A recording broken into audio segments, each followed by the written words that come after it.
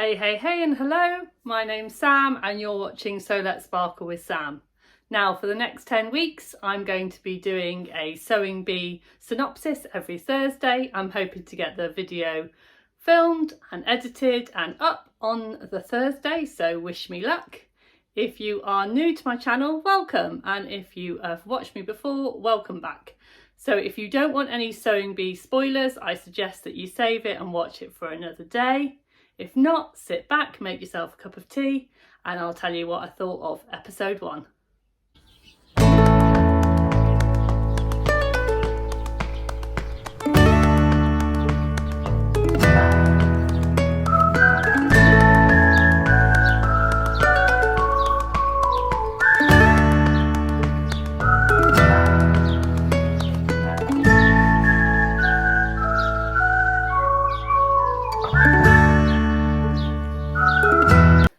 Hello there, so episode 1, what did you think? I have been so excited about this new season, season 9. I can't believe we're on season 9. I'm just so excited, and just seeing all of the new bees, our new best friends for the next 10 weeks was just absolutely fantastic. So sit back and relax. I have got my notebook with me. My sewing bee ritual is Wednesday 9 p.m. I'm on the sofa, glass of wine, I have my notebook, I also have a spreadsheet. Yes, I am very sad, but I love it. And I also run a sweepstake on my Facebook page. So if you are interested, at the end of this video, I'll be showing you some footage of what I'm doing for the sweepstake winner. If you're not, then just scroll on by. So, episode 1, we met the new bees. Oh, actually, what I was going to do first was I was going to show you what I was wearing because it is relevant.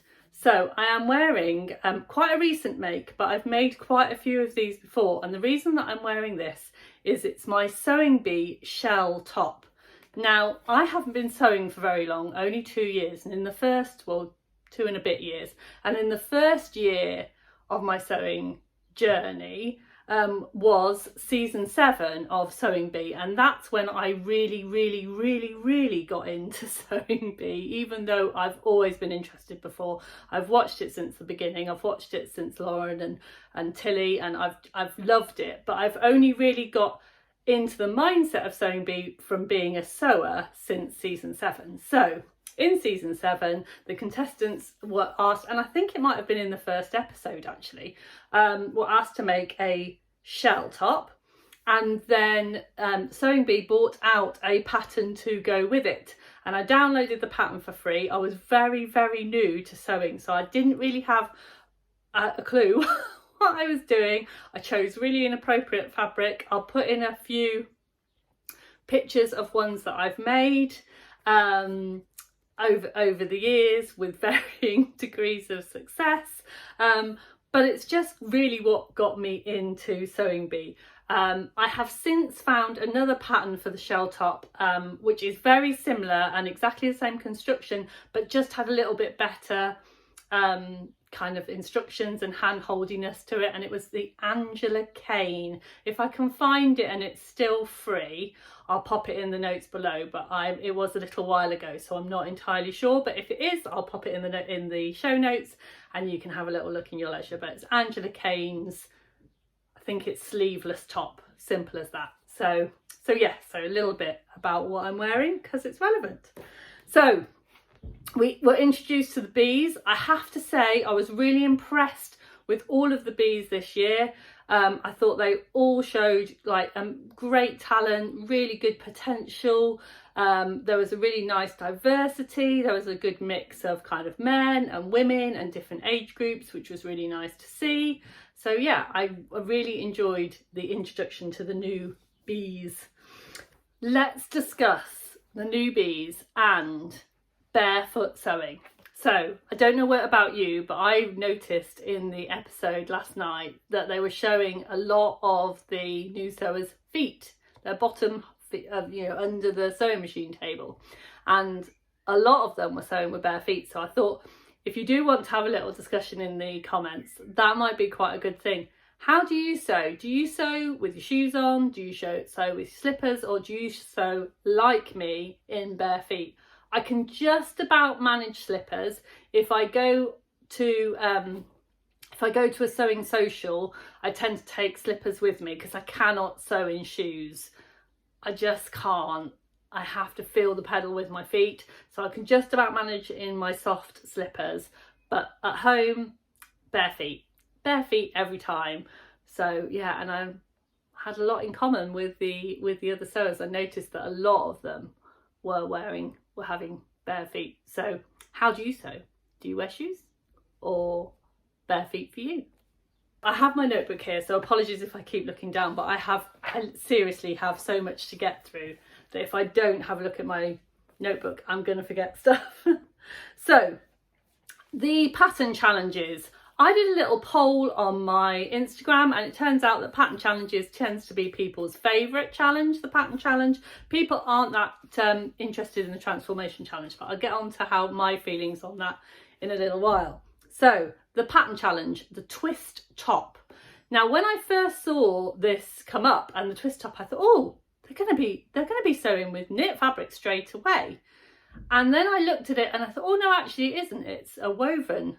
It is a woven kind of pattern because Esme has suggested that cotton would be the best kind of fabric to use for the newbies, as it were. So yeah, I thought it was a really good, interesting pattern to use for their first, because it was quite a simple top, definitely doable in the time, but obviously there was just, you know, a twist to it. So the episode was called Classics with a Twist, and that was a good twist. I did wonder with some of them when they were kind of doing their lefts from their rights. I was thinking, oh yeah, you definitely need to know left from right for that one. And I'm surprised that nobody kind of just wrote it on their hand. I sometimes do that when I've got a pattern and I'll just write on my hand which way. I know, I'm very sad. Or I'll put stickers on things with left and right on so I know which way to do. But yeah, so that was really, really good. I have to say, Tony R, does anyone else feel this? As soon as he put his two glasses on, he gave me Steve vibes from the repair shop. There's a guy in the repair shop that wears two pairs of glasses, and I think they'd be friends. So I really enjoyed his vibe. So Mia's fabric choice, the flowery fabrics, was definitely my vibe for this kind of challenge. I thought that was beautiful, and actually I have recently bought some fabric that's very similar, and you'll see that in another vlog of mine which I'm going to sew up really soon. So that was really exciting, and oh, my heart just sank for poor old Catherine and Jilly. I'm really sorry, I keep getting Jilly and Lizzie mixed up, by the way. So Jilly is the lady who's got a very, very nice voice, very quietly spoken, and I think she worked for a French fashion designer. And Lizzie is the lady that made the more Dior dress at the end. So, but I have to say, by the end of the 10 weeks, I'll have them down pat. But in the first episode, I was getting Lizzie and Jilly because they've got similar sounding names mixed up. So yeah.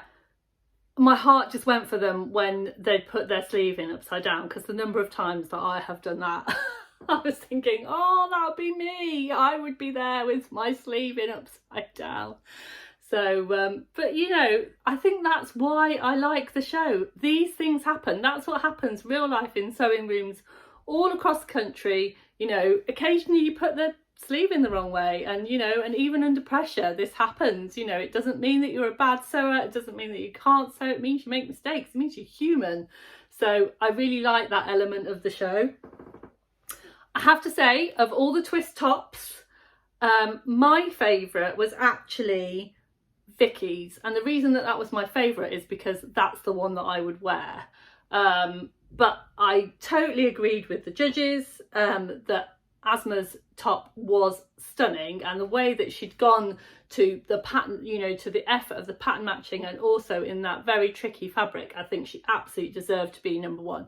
I'm just saying that my personal favourite of the tops, the one that I would have gone in the shops and bought, or, you know, chose to make for myself, would have been Vicky's. So yeah, so that was challenge 1. Now, the thing that I would have found tricky with that one is the French seams on the armholes. I'm great with French seams. I do French seams, but I don't think I've done a French seam on an armhole before. So that is something that I'm going to have a go at, just to see, you know, got to check, haven't you? Got to check you've got all the skills. So, and my favourite quote of that particular challenge was from Matthew, when he said, "Dust it with glitter and smile." Because if things go wrong, absolutely, dust it with glitter, smile, sparkle, carry on. So on to the transformation challenge. This is a bit of a Marmite challenge for most people, I find. People either love the transformation challenge or they hate the transformation challenge, and they don't know why it's there, and they think that the Sewing Bee should change it and make it into something different. Personally, I really like the transformation challenge. It's not my favourite, but I do really like it, and I really appreciate that it's there, because what it does is it really forces people to be creative, and that's what I love about sewing. And that is where I also love this about the Sewing Bee, because I found that over the years, it's in the transformation challenge that you really get to know the sewer's individuality. Is that the right word? Their kind of real kind of self, and that might not be to your taste, because we're not all the same, but I love that we get to find that out about each individual person. And I loved watching how they all kind of went about it. I loved how Mia, the youngest contestant, just went for, I'm just gonna make something that I'm wearing, because, you know, that's clearly me. It's, you know, I've got it on, so it's me, so I'm gonna wear, you know, I'm gonna make that. I thought that was really sweet and really cute, and in exactly what she would do in a real situation. And I love the fact that Matthew went straight to kind of drag, campy, harness type kind of outfit, because that's what he does. That's him. That's what he would wear. Oh, by the way, did you see him walking in those heels? Oh, I mean, I can't walk like that in those heels. I was impressed. So you can sew and you can walk in heels. Well done. So that was very exciting. So yeah, I really love the transformation challenge for that kind of points. So again, I did agree with the judges that Matthew's came first, even though, again, I'd wear Vicky's. Vicky came second, and again, you know, I wouldn't wear Matthew's transformation challenge. I would have worn Vicky's. So again, Matthew's wasn't my favourite, but I did agree with the judges, because Matthew showed absolutely him, and it was the biggest transformation from office wear into that kind of bondage party wear. I mean, like, you wouldn't be wearing that to the office, would you? You know, that was the whole point of the challenge, is that you had to transform it in the biggest way. He definitely did. And that you had to show yourself. He definitely did. So I think for those reasons, that was why he won, and that was absolutely just. So I really enjoyed that. That was absolutely fantastic. So yeah, that was great. And I just loved all of the chit chat. I have to say, Sarah is really growing on me. I was a little bit concerned when Joe Lycett left and Sarah started, because I wasn't entirely sure, but I have to say I really enjoyed the last season, and this season she's just making me giggle. So that's good for me. Made to measure. So made to measure when they get to practice at home. So you get to see who's done their homework and who hasn't. And I did notice that in this challenge that 3 of them had picked the same pattern. So obviously, and it is, I think I recognise the pattern, but I'm not 100% sure. I'm not going to do links to patterns and fabrics, because there's lots of other people that do that kind of videos for this. And so if that's the kind of thing you want. I don't want to kind of tread on anybody's toes of doing those kinds of things, but I think I recognise the pattern, and I'm not surprised that lots of people pick that pattern. So that was really nice to see, because it was nice to see how different people tackle the same pattern. I find that really interesting. And again, it was one for me that really made me think about what I liked and what I didn't like, because I wouldn't say that I'm a kind of cut-out dress type of lady. I certainly wouldn't have anything with cutouts that were on the front, just because I'm not totally confident with my body at the front. I've had 3 children, I've had surgeries, I don't look quite the way that I would like to look, so sometimes I just think I look great in clothes. So we'll just keep the clothes on, and my cutout wouldn't be at the front. If I was to do it for me, then if you're starting to see a theme, I did quite like Vicky. I really liked Vicky's because Vicky's was in 80s fabric. I'm an 80s girl, and the cutout was at the back. So again, I just thought, yeah, that's me. However, I did really like how they all approached it. I thought the winner, Tony's, was absolutely amazing. The fit was top notch. I mean, I really struggle with fit, and the way that he fit to his model's bust and the way that the cutout just sat so beautifully on her midriff, and it was just stunning. The fit was, and I think that again, it's made to measure, so that one definitely should be judged on fit. Does it fit the model? And that definitely did, and I thought it was beautiful. So during that challenge, one of my best little kind of moments was, and they're always from Esme, aren't they? So the first one was, I love a gusset. When she was talking to Jilly about making underwear, I just thought that was hilarious. And my second one was, oh, I collect skulls. Esme, you collect skulls, animal skulls apparently. She's got a goat, a skull of a goat. I mean, if you didn't love Esme before, she collects skulls. So yeah, I thought that was really sweet, and I just kind of really enjoyed it. Oh, and the next one is we could have a nipple. So that was a bit risky, wasn't it, of Matthew's? I understand that that's kind of what he wears, and that kind of I saw what he was doing with the harness, but that cutout there, I mean, that's kind of a little bit risque. Is it not? It looked great, and I really love the colours, even though she did look like the Swedish flag. I love blue and yellow. It was absolutely beautiful. But I did think he kind of a little bit missed a trick there, and I think he probably could have simplified it a little bit and made a much nicer looking dress. So as I said, whenever I give this, these are just my opinions, and I'm very happy if you have different opinions, then pop them in the comments. I'm always happy to have a chat in the comments.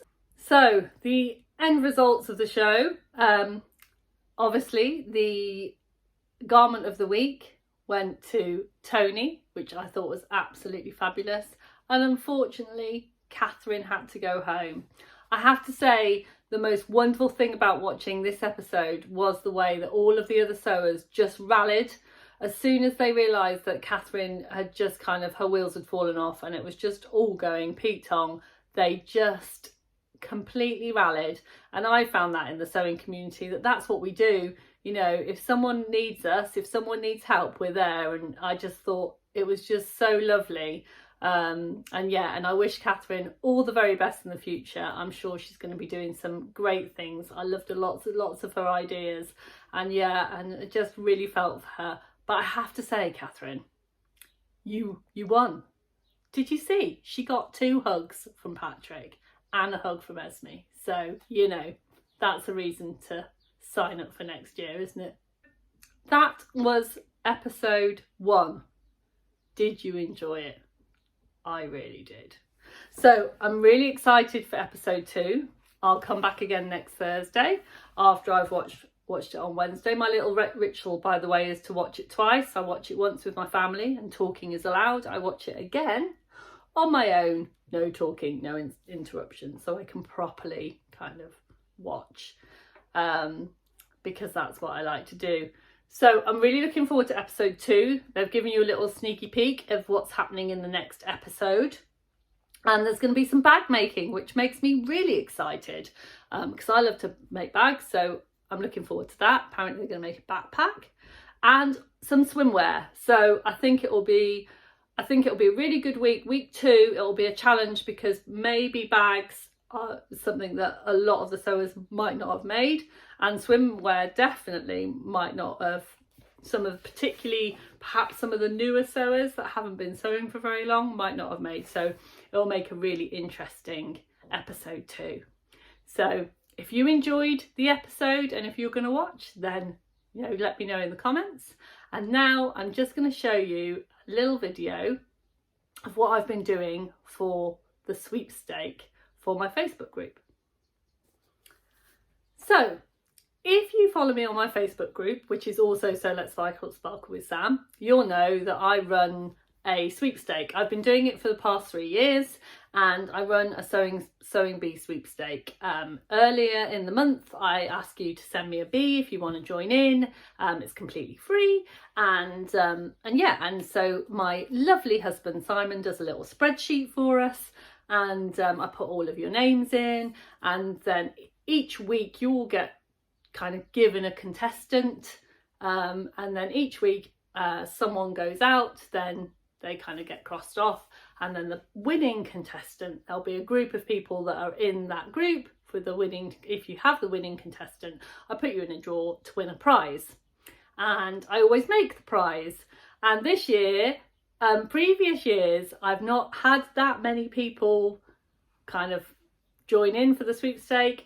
This year I've had over 70, I think, so absolutely fabulous.